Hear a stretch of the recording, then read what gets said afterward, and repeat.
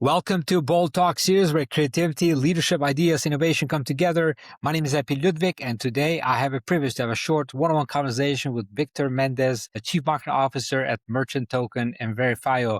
Victor, great seeing you. Welcome to our Bold Talk series. How are you? Thank you for hosting me, and it's really a pleasure to actually be here with you and be able to have a nice talk face to face. Yeah. Finally, we're connected, but when we don't have a conversation like this, we're really not connected. So this is the whole purpose of these bold talks. And Victor, before we're stepping into your role as a CMO at the Merchant Token Verifyo, give us a hint in terms of what moments in your personal professional journey shaped the way you think about innovation and leadership today. I would say that the first thing, or the thing that mostly built my character, was my completely different experience, which was in the hospitality industry. I actually have almost 2 decades of experience in there. I literally built my career from being a waiter all the way to general manager of hotels. But the most important thing is that I graduated actually as an engineer in Venezuela, back when I was living back in Venezuela. And I just decided I say, this is not my path. And I decided to go for something like hospitality. Also, after I became actually a general manager, when I was around 30 years old, I decided to move to UK, where I started over from scratch. The reason why, I couldn't speak English back then. So I went from general manager back to night receptionist. Luckily, I managed to quickly climb back up to department manager for Hilton Hotels. The hospitality industry literally taught me everything I know of how to handle issues, how to keep calm and level-headed when dealing with issues, and of course, my leadership skills. Also, the problem after that kind of like became, when the pandemic hit, that most of us, especially in the hospitality industry, lost our jobs. So I was faced with 2 options. What do I do? Do I pursue what I'm passionate about, which is, kind of like being nerd about finance, about technology, or I go back to work in the same sector? And back then, actually, I had the opportunity to literally go and deliver packages for Amazon. I literally did that for almost a year, and I did it as a side business. So in the meantime, I could actually build my community, kind of like start actually making content about crypto, because I felt there was a lot of miscommunication and misinformation back there, out there. And I thought that was the best way for me to be able to give back to this community, because I've been in the crypto industry since literally Bitcoin became famous in 2017. And I just love the idea of decentralization. So I just decided to kind of like, that was the best way for me to give back to this industry. And that's actually how I found Merchant Token and how I joined the team as well. Interesting. So now, what sparked the creation of Verifyo, and what specific challenge in crypto ecosystem convinced you it was a time for privacy To building first, it. KYC, know your customer solution? Yeah. So Verifyo starts actually from Merchant Token. The idea of Merchant Token is, the focus actually of Merchant Token is consumer protection. And that doesn't change with Verifyo. Consumer protection, the way we built it was to allow people to basically do transactions, because of course, right now, if you do a transaction with crypto, there is no way you can get your money back. There is no centralized authority that you can say, hey, that person didn't send me my package, so I want my money back. That's not possible right now. So we built some sort of kind of like escrow system. We call it Protect Effect. The problem with that, or I wouldn't say the problem, we also created MCP1, which is a physical device that actually allow merchants to accept crypto.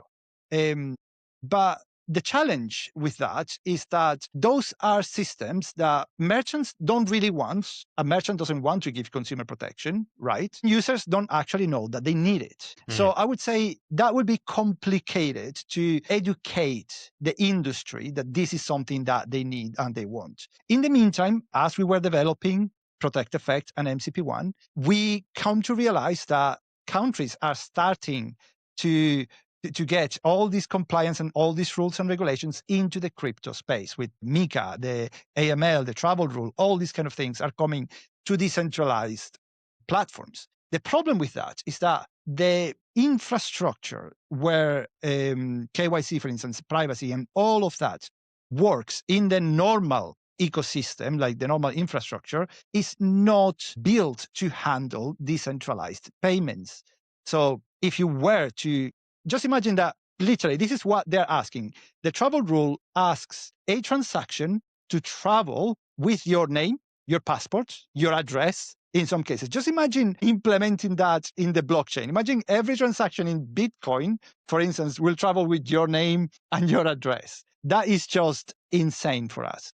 Mm. Because of these regulations are coming, there is no way of stopping that. Then we thought, okay, the best way is not to fight these regulations, but let's go back to the beginning. Let's build something that mixes compliance with privacy and doesn't have to compromise. Interesting. You mentioned about the growing global regulations such MiCA in Europe, or there's also this financial action task force guidelines. Yeah, the FATF.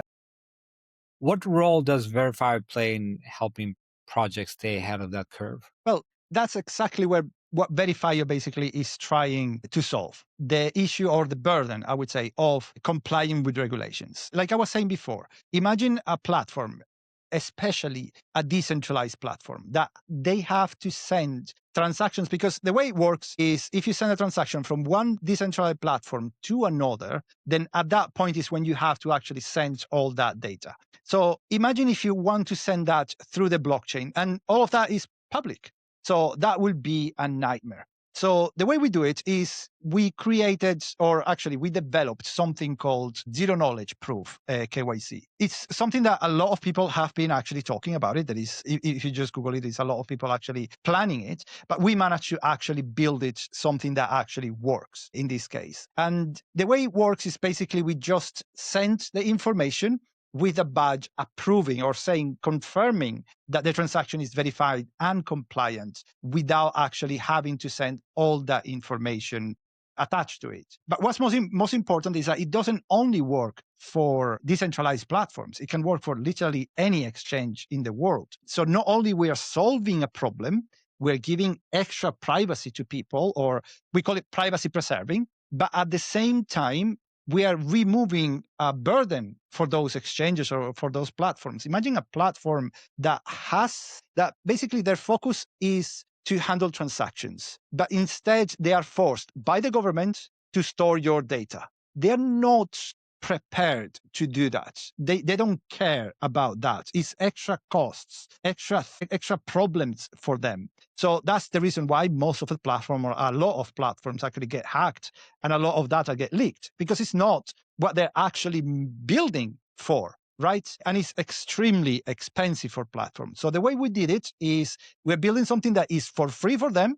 So this is an advantage for them because they save costs. And at the same time, we remove that liability to have to store those documents. Interesting. Now, looking ahead, how do you imagine Verify or transforming the relationship between users, platforms, and regulators? And where is this going to look like? What this is going to look like in, let's say, in 5 years from now, given the fact that the crypto is in a full mode right now. Organizations, it's happening in full mode. Central banking digital currencies are happening all at once. Where do you see this in 5 years from now? So we hope to be the standard of how privacy is managed. Like I was saying before, zero knowledge KYC, just in simple terms, just to kind of like give a quick explanation of how it works. Right now, people, if they want to register in a website, they have to do KYC in every single website they do transactions with. Sometimes, and now they're coming even for other websites as well. But what happens there is that your data is literally exposed or is at risk of being exposed several times. Zero knowledge proof allows you to do KYC once with a trusted platform, and then you simply get a badge or a certificate.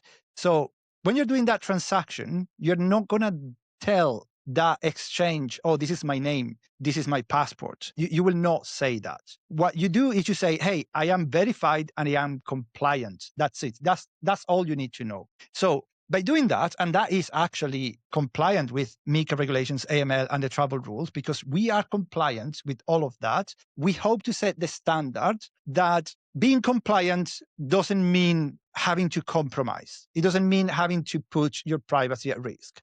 It means you need to build actually smarter tools that will allow those, like the decentralized world, the Web3, to be compliant without compromising. Well, there's some countries are pushing for digital IDs, for example. Yes, How do you see that in comparison to the digital ID? Because digital ID is also another verification method, right? That you absolutely. are okay. And I actually see that as a great opportunity for Verifyo itself, because one of the problems that can actually cause digital ID is the fact that the government in general could have a lot of power. So just imagine if for you to buy, like, I have seen a lot of videos on YouTube and a lot of people concerned. You just do your KYC on your phone and then you just bring your phone around. So when you buy a ticket on the subway or whatever, and you make a payment using that app, or the app is linked to this app to be able to work, then the Mhm. government will know everywhere you have been, everything you have purchased. It will know if you drink water or not. It will be able to literally control everything. So now imagine if we actually add that layer of protection, which is Verifyo. So yes, you are still compliant to the government. You are still doing KYC. You are still using all those platforms verified. So you're not doing anything behind the scenes or anything. But those platforms and the government will not know directly who you are, because again, they will just get a verified badge. So there will be no way for them to track you in that sense. So that's why I do actually see this as a great opportunity for Verifyo. Are do you think the governments will be happy to see that, or they don't want to see that? I mean, I cannot speak for the government, and we don't speak for regulations or what regulations they will come up with next. We will always try to adapt. We believe regulations are important, and it is important for platforms to comply to those regulations, right? Because regulations is what brings safety and security. Without regulations, we will see anarchy. Right. And decentralization is not anarchy. Decentralization has never been about, oh, I don't want to pay taxes, right? That has never been the point of it. Some people do it. Some people try to laundry money with that. Of course, there will always be, but that's not what we and what the majority of people using crypto are using it for. What they're doing is, oh, I want to be able to control my own finances. Why, if a crazy politician gets into power and they to ban my bank account because of my beliefs or because of how I look, we shouldn't allow that to happen. And that's what actually crypto is really good for. But at the same time, we do want certain regulations to be in place to protect both users, merchants, and everybody. And the more regulations we can comply with, the more official crypto becomes and the more mainstream crypto can go. Of course, like I say, I cannot predict what regulations the governments will come up with. But if there is a new regulation that come up that is too closing into privacy, and like that's the point. I don't think that will happen. Once you show that you can be compliant without compromising your privacy, and people understand that, the people will not allow governments to pass tightening regulations that will prevent them from that. They will say, why? Right? Yeah. Yeah, I'm with you on that, man. It's very important that we understand that we have every individual has the power to not allow anyone to intrude into our lives and to get into knowing everything about ourselves. And that's Exactly. part of it that we should know that this is what God's given gift in a way. Now, Absolutely. what does the word bold mean to you, Victor? For me means being yourself, never backing down for what you believe. And that has always been one of the things actually driving me forward. And that's actually one of the reasons why I decided to actually join your podcast. I really like the word bold, the fact that you guys are doing that. And I feel that especially in this industry, in the innovating in the crypto industry, you have to be bold because you have to move your beliefs forwards, and the things that are going to actually help others. Yeah, very well said.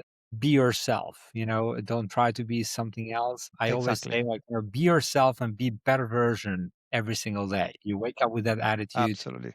chasing that better version of yourself. Victor, so great to have you. Thank you for joining this Bold Talk series. Looking forward to seeing you again soon. Until that time, take care, be great, and be bold always. Bye bye. Absolutely. Thank you.